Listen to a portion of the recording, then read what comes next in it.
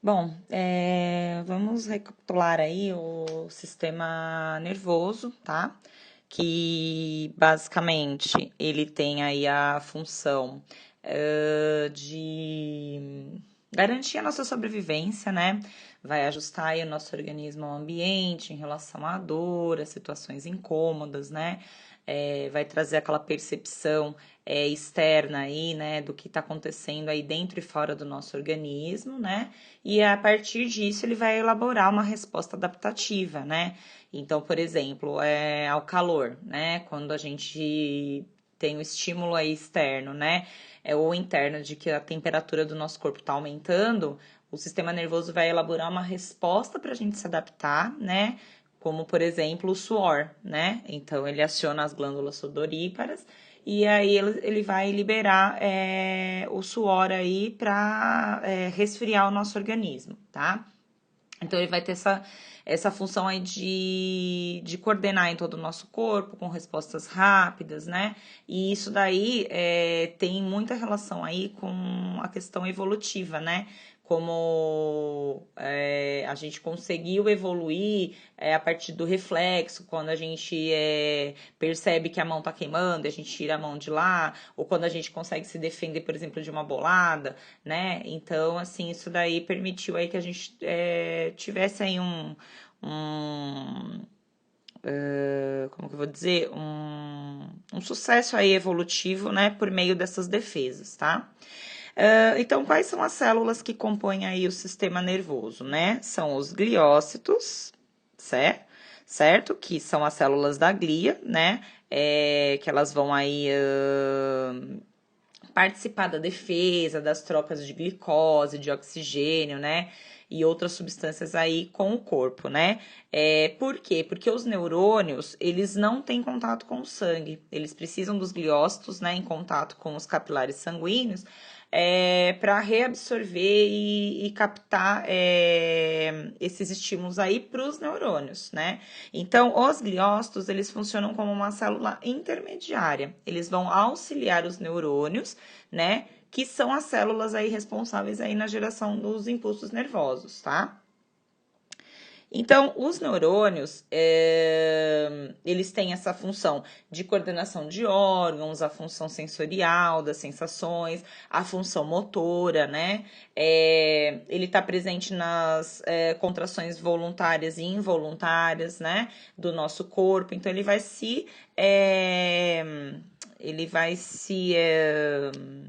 como que eu vou dizer? Ele vai se adaptar ao meio, tá? Ao meio aí, as condições aí que o meio tá promovendo para ele, tá? Então, os neurônios, como vocês estão vendo nesse desenho aqui, ó, ele é dividido em algumas partes, né? Então, ele possui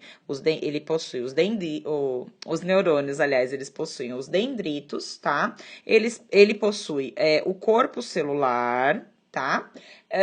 O axônio, tá? Que está aqui. E é no axônio que a gente vai encontrar a bainha de mielina, tá? Dentro do axônio, então, ele vai conter a bainha de mielina, as células de Schwann e o nódulo de Ranvier, que a gente vai falar um pouquinho mais pra frente, tá?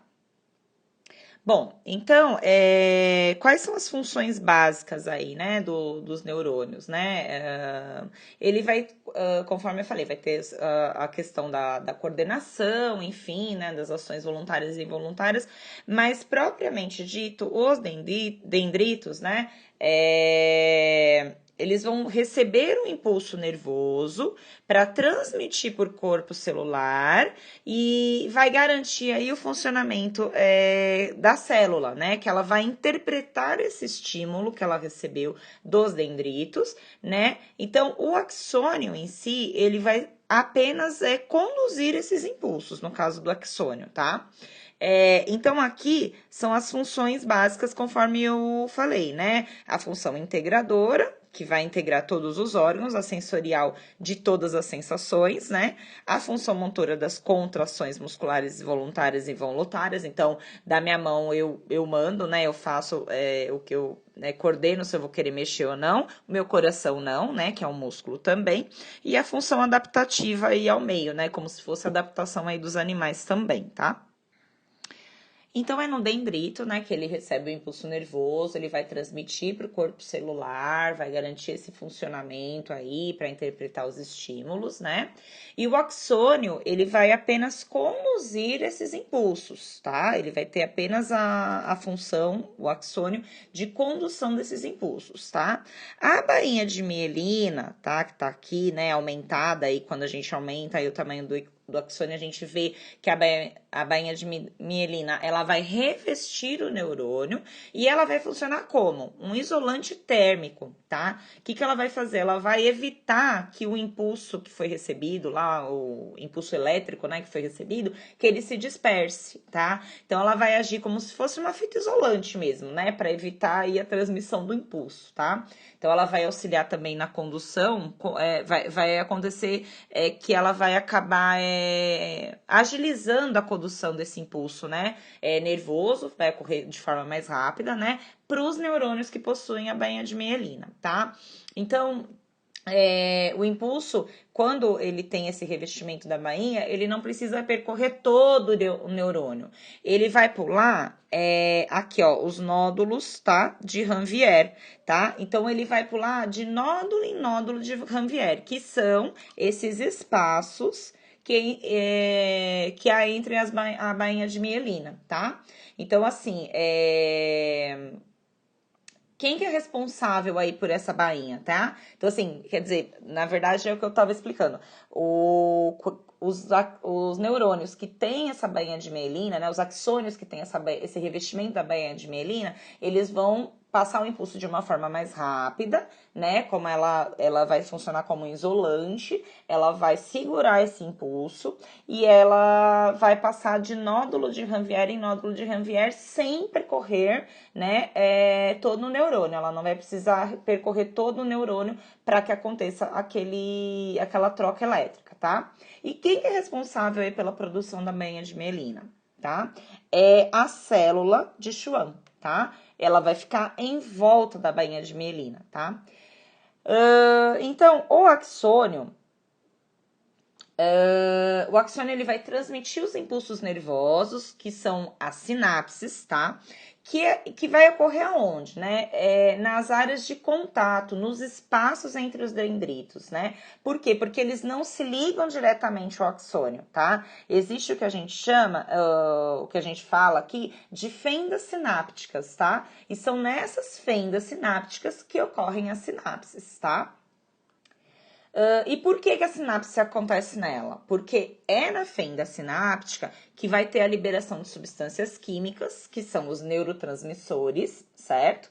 E que vai estimular, né, o impulso nervoso para que ele chegue até o final do axônio. Então, ele vai estimular vesículas que tem ali, tá? Nessas vesículas estão armazenados os neurotransmissores, tá? Que são essas substâncias químicas. E o que vai acontecer? O receptor do próximo dendrito, ele vai captar esse neurotransmissor e vai passar o impulso nervoso da célula em célula até chegar lá no sistema central, tá? Por isso que a fenda sináptica, ela é tão importante, porque essa transmissão, essas sinapses, ela vai acontecer na fenda, tá? Já que não há o contato aí do axônio então, do axônio com os dendritos, tá? Não tem esse contato aí. Tá, então aqui. Então, olha lá, os axônios se relacionam de tal forma que suas terminações quase se tocam, constituindo a sinapse, tá? Que são esses impulsos aí que vão acontecer lá na fenda sináptica a partir da liberação dos neurotransmissores, das vesículas, né, que liberam aí os neurotransmissores, tá? Tá, importante. O que acontece com o neurotransmissor depois que ele faz esse papel de estimular aí a sinapse, né? Ele não passa de célula para célula, tá?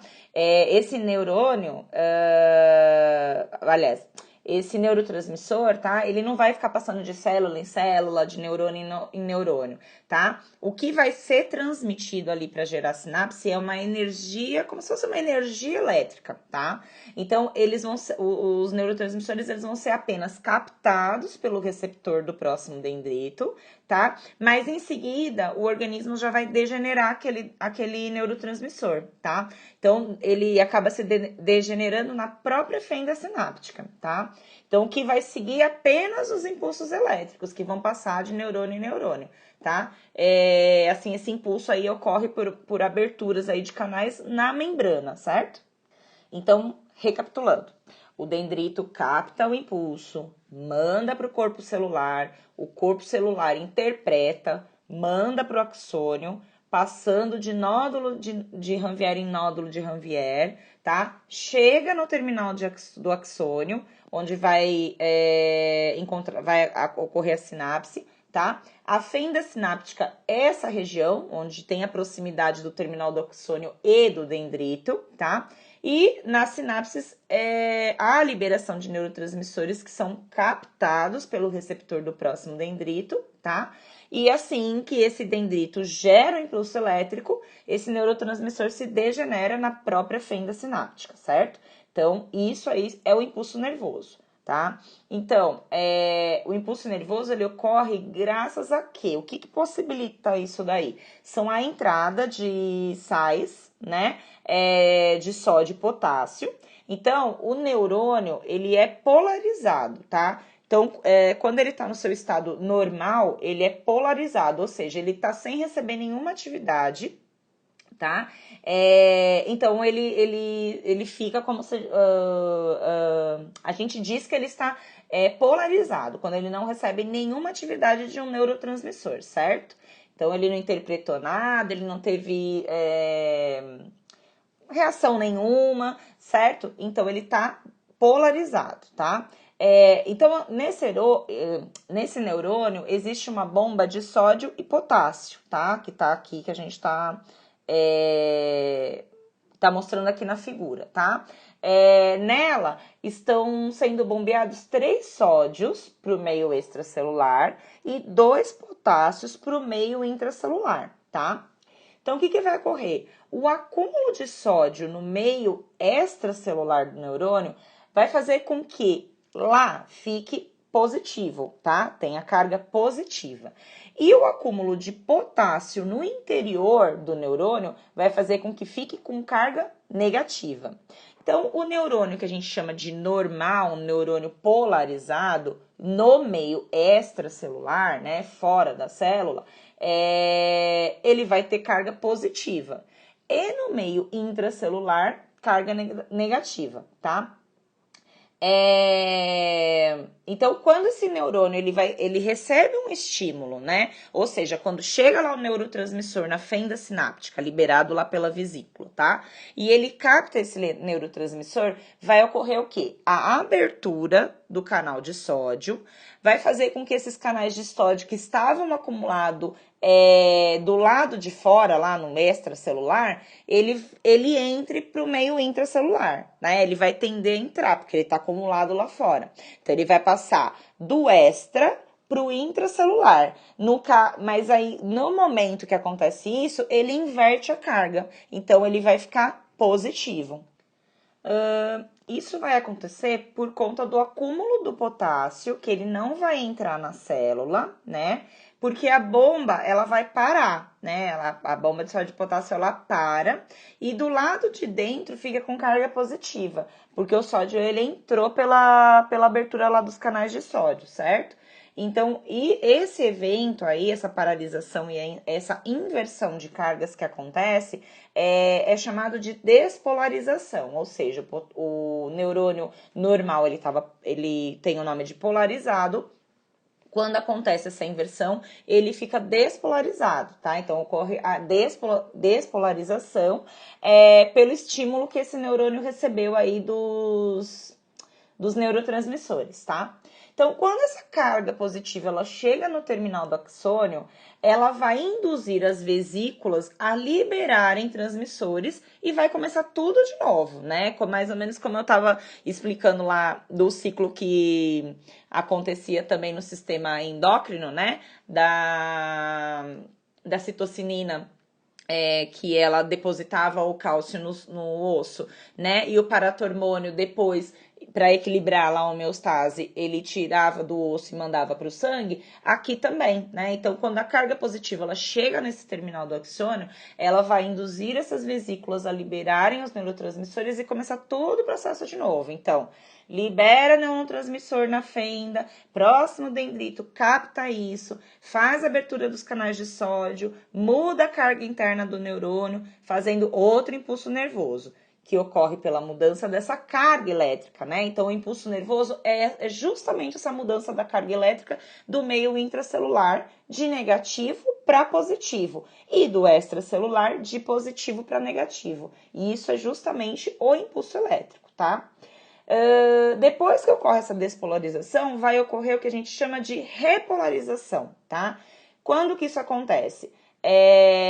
Quando acontece o fechamento dos canais de sódio, tá? E a abertura dos canais de potássio. Então, dos canais que a gente chama como independentes, né? Ou seja, sem que a bomba esteja em funcionamento. Então, assim, nesse momento, a bomba de sódio, aí ela é acionada somente no que a gente chama de polarização final, onde ela vai transportar o sódio para o meio extracelular e o potássio para o meio intracelular. E isso aí vai finalizar o impulso nervoso, tá? Daí, então, assim, o que termina com o impulso nervoso é o que a gente chama de polarização final, tá? Então, só lembrando, tá? Que os neurônios são sensitivos de associação em motores, tá? Esses motores, eles vão levar respostas aos órgãos efetores para que eles realizem as suas funções, tá? E o de associação, ele vai ligar esses dois, tá?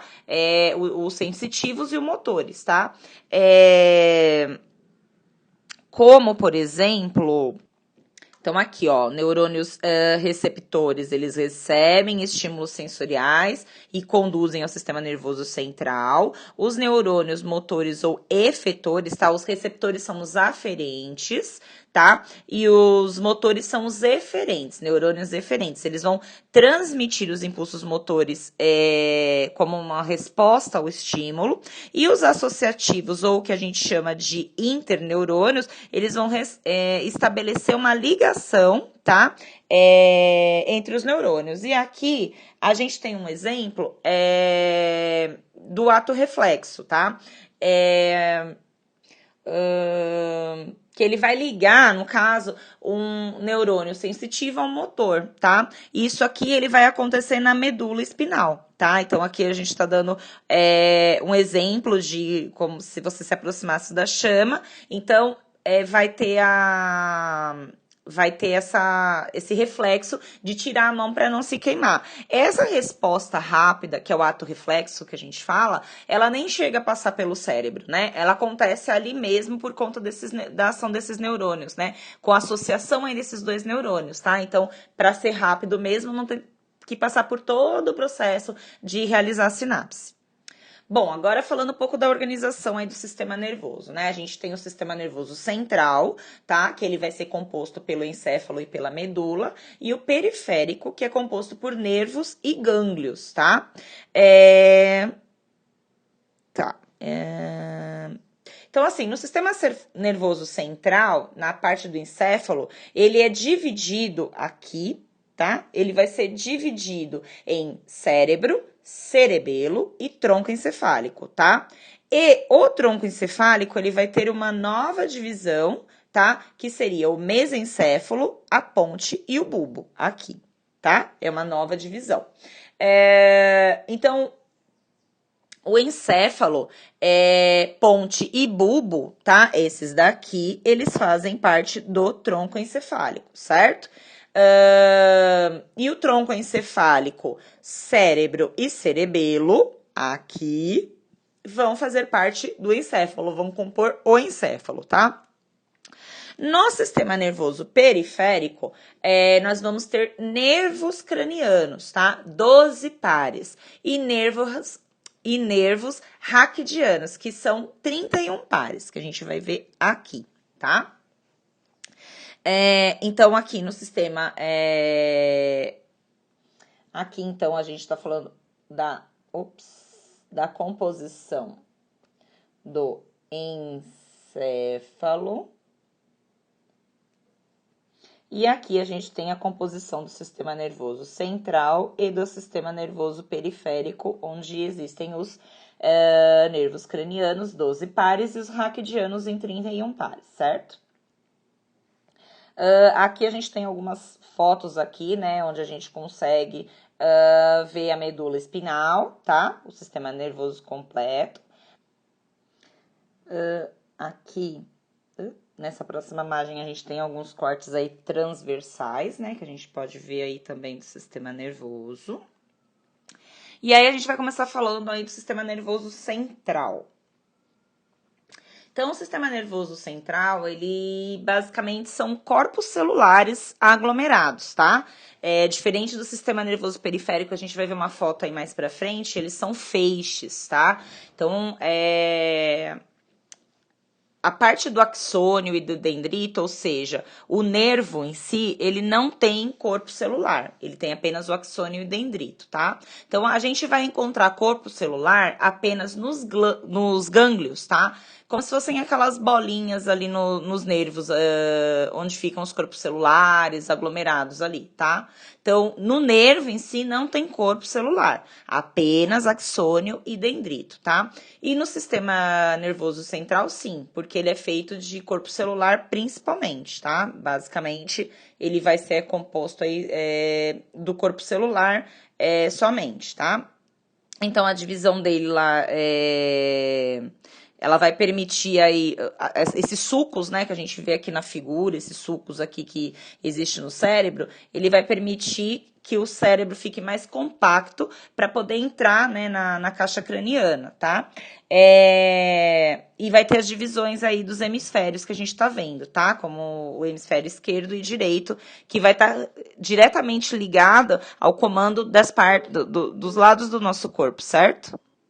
E aí nós temos as funções aí, que são as sensações, os atos conscientes, voluntários, a memória, inteligência, aprendizado, né, a questão do equilíbrio, né?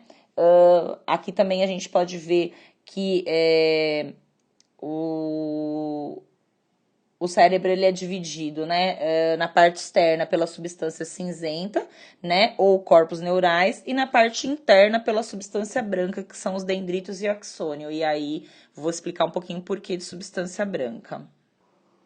Bom, então como eu falei que aqueles sulcos, né, que aparecem aqui, aqui, né, eles têm essa função aí eles têm a função de compactar o cérebro para ele caber, né, na caixa craniana e ser protegido por ela, né? E também proteger a coluna vertebral, tá? E no caso dela, em ambas aí, existem o que a gente chama de meninges, tá? Essas meninges são a dura mater, aqui, tá? Que é a externa, a aracnoide, que é a intermediária, e a pia mater, que é a interna, tá? Entre essas duas últimas, aracnoide e a pia mater, há o que a gente chama de líquido cérebro-espinal, tá? Então, todo esse conjunto ali tem a função de proteger o cérebro contra choques e tudo mais. Então, assim, a dor de cabeça, quando a gente tem dor de cabeça aí, ela não é no cérebro, na verdade, ela acontece nas meninges, tá? Que são esses tecidos nervosos aí, onde passam os vasos sanguíneos e fica próximo aí ao músculo do pescoço. Então, essa pressão aí de alterações aí nessas estruturas, elas vão ativar aí o receptor de dor, que vai mandar esses sinais para o cérebro. Então, essa dor de cabeça, às vezes quando você também tem, quando vai tomar um sorvete que está muito gelado, né, enfim, uma bebida muito fria, né, é resultado aí do fluxo, né, do sangue na veia, e aí acaba refletindo aí no cérebro, tá? Mas a dor de cabeça acontece nas meninges.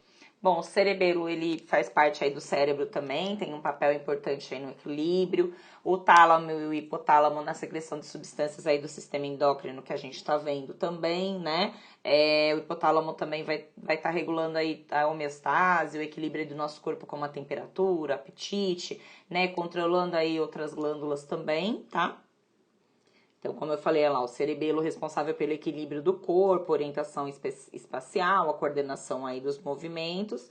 E depois a gente tem o encéfalo, né? Que é composto pelas divisões lá do mesencéfalo, ponte e bulbo, tá? O mesencéfalo, ele vai atuar aí na visão, audição, os movimentos aí do corpo, da cabeça. Também na recepção aí de coordenação para contração muscular. A ponte, ela é esse centro aí de transmissão de impulsos, tá? Que vai ficar entre o encéfalo e o cerebelo. E aí no bulbo, a gente tem um cruzamento de fibras nervosas de um lado e de outro, que chama-se, dá seu nome de decussação de pirâmides, tá? Esse cruzamento acontece nas fibras, tá? A nível da caudal aí do bulbo, tá? E é devido a essa decussação que o hemisfério cerebral, que a gente viu um pouquinho antes, direito, ele vai controlar o lado esquerdo do corpo e o hemisfério esquerdo vai controlar o direito, ou seja, a parte direita do cérebro comanda a direita do corpo e a parte esquerda comanda a parte esquerda. Então, a medula ela vai percorrer toda a coluna vertebral, com 31 pares de nervos que saem dela, os nervos raquidianos, e ela vai receber as informações e vai transmitir para o encéfalo. O ato reflexo, ele vai ser uma ação involuntária do corpo, onde vai haver o estímulo, como que a gente faz aquele exame do martelo para medir o reflexo, né? Então, aquele que o médico mede lá o reflexo, esse estímulo ele vai ser captado por terminações nervosas, em seguida esses impulsos nervosos eles vão se propagar pelos neurônios, né, sensitivos, e vai chegar até a massa cinzenta, a substância cinzenta da medula. Lá nessa substância vai ter uma associação que vai fazer uma comunicação com o neurônio motor para a musculatura estender a perna quando a gente sente lá o martelinho batendo, tá? Então, essa mesma coisa acontece quando aquele exemplo que eu dei de quando queima a mão, as terminações nervosas elas vão captar, vão enviar para a substância cinzenta da medula por um neurônio sensitivo, né, um dos neurônios sensitivos, e o neurônio de associação ele vai mandar para o neurônio motor tirar a mão dali para não se queimar, né? Então isso daí não, como eu falei, não vai passar pelo cérebro, quem vai comandar isso é a própria medula, tudo isso vai acontecer na própria medula. Agora a gente vai falar um pouquinho do sistema periférico, nervoso periférico, tá? Ele é constituído, conforme eu falei, por nervos e gânglios, tá? Esses nervos, eles são esses filamentos que a gente vê aqui, essa figura bem louca aqui, né? São esses filamentos formados por vários axônios e dendritos, tá? Que eles têm a função de transmitir a imagem sensitiva motora, tá? Então, conforme eu falei, o neurônio sensitivo ou aferente, nós temos o neurônio motor ou eferente e temos os neurônios mistos, que eles possuem ambas funções, sensitivo e motor, tá? Então, no sistema periférico, ele pode ser dividido de duas formas. A gente vai ver aqui o somático e o autônomo, tá? No somático, ele é um tipo, onde aquelas fibras nervosas elas vão enviar impulsos do sistema nervoso central para a musculatura de forma voluntária. Então, seriam aqueles movimentos que a gente executa de forma voluntária mesmo, mexer o olho, pegar algo, enfim. Já no sistema nervoso autônomo, né, o próprio nome diz, ele tem vontade própria, essas fibras nervosas, esses gânglios, eles vão enviar impulsos nervosos de forma autônoma. Então, esse sistema ele comanda os movimentos de órgãos internos, as ações involuntárias, os movimentos peristálticos que acontecem, né? As contrações do diafragma, batimentos cardíacos e por aí vai. Tudo de forma autônoma, né? Involuntária. E esse sistema nervoso autônomo, ele vai se dividir em simpático e parasimpático, que tem funções antagônicas. Ou seja, eles trabalham juntos onde um estimula, o outro inibe, tá? Em geral, o simpático ele vai estimular e o parasimpático vai inibir. Por exemplo, no sistema cardíaco, né? Quando eu tô com receio de um assalto, alguma coisa assim, o simpático ele vai estimular o coração a bater rápido, né? E o parasimpático, quando a situação voltar ao normal, ele vai diminuir esse meu estresse, ele vai fazer com que o meu coração volte a bater aí no compasso normal, digamos assim. Então, fechando, o autônomo ele é dividido em duas partes. Na simpática, que vai preparar o organismo aí para o estresse, para fuga, luta, e o parasimpático ele vai estimular ações relaxantes, tá? Vai fazer com que o organismo volte a ficar equilibrado aí, mais tranquilo. São ações antagônicas que acontecem no nosso organismo.